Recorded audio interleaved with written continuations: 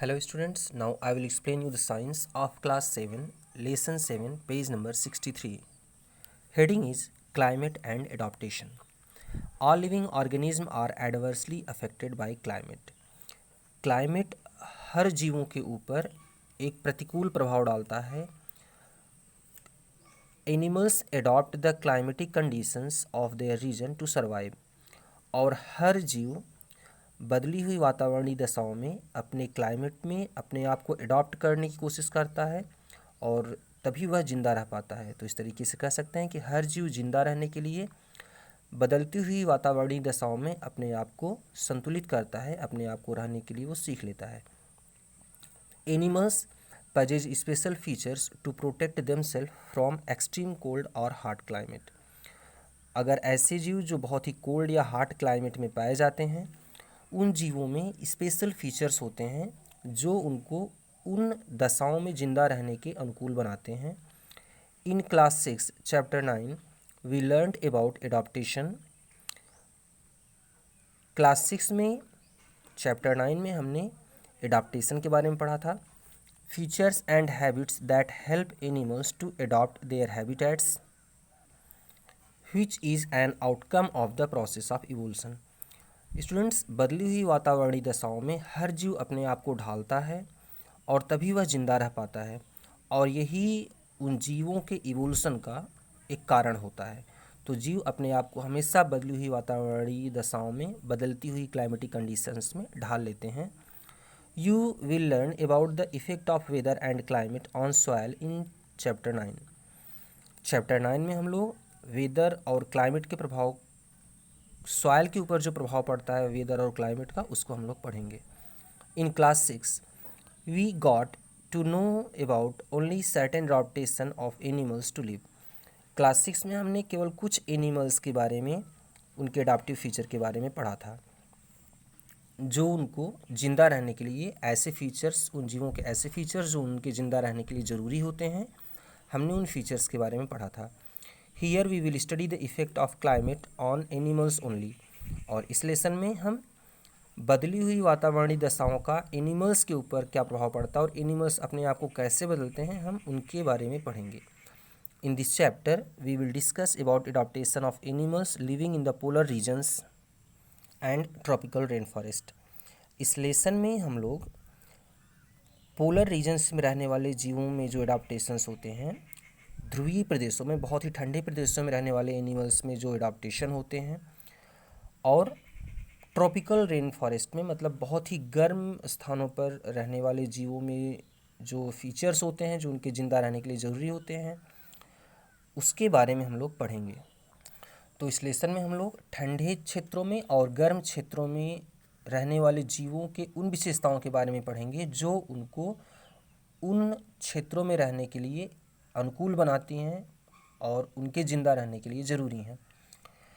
Students, हम लोग page number 64 पर हैं. As indicated by their name the polar regions are located near poles. जैसा नाम से ही प्रतीत हो रहा है, पोलर रीजन्स पोल्स पर पाए जाते हैं, दैट इज़ नॉर्थ पोल और साउथ पोल. तो इस तरीके से दो पोल हैं भारत धरती के ऊपर, नॉर्थ और साउथ पोल, और उसके आसपास के एरिया को हम लोग पोलर रीजन्स कहते हैं.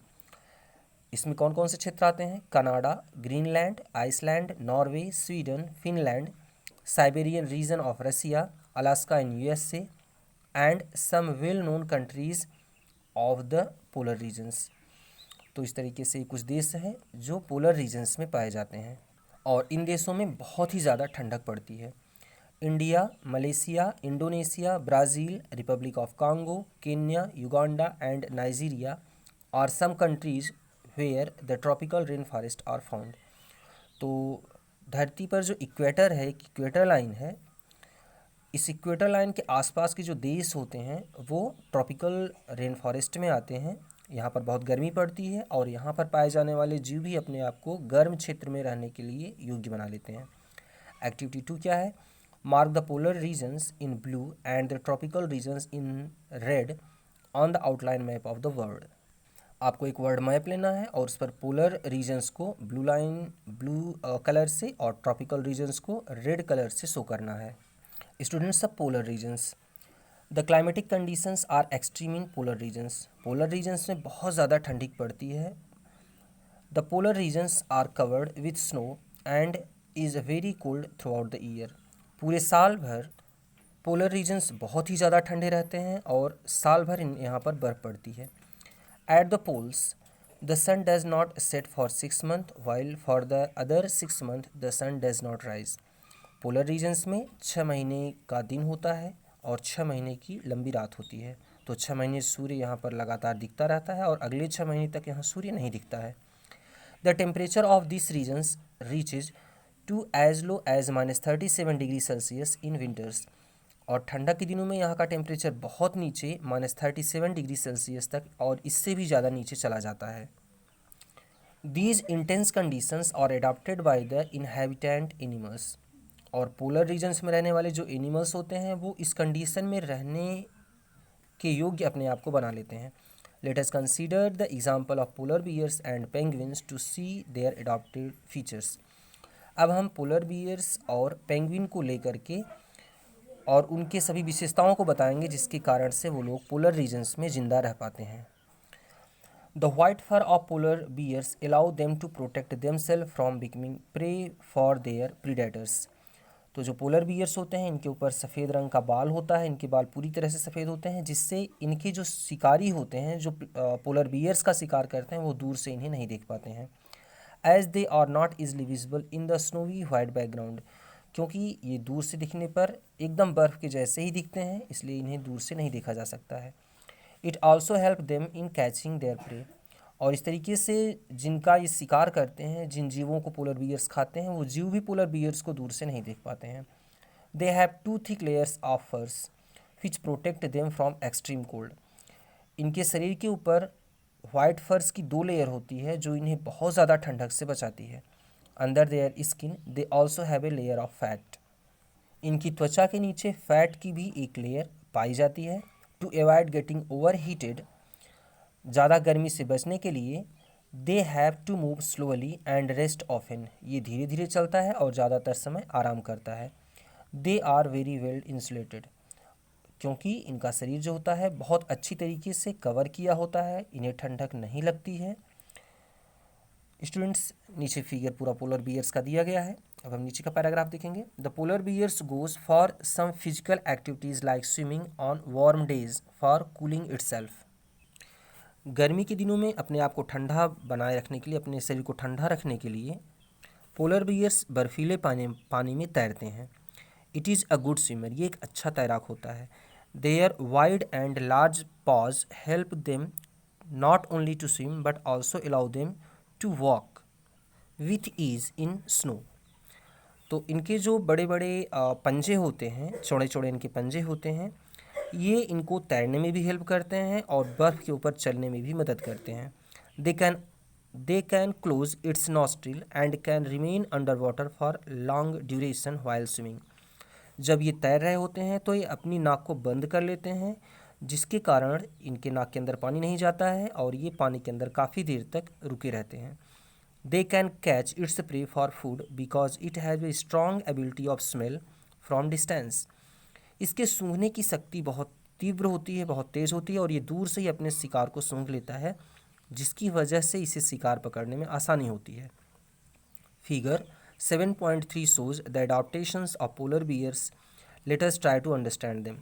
ऊपर के फिगर में पोलर बियर्स की सारी क्वालिटीज़ के बारे में लिखा गया है। अब हम उसके बारे में समझते हैं।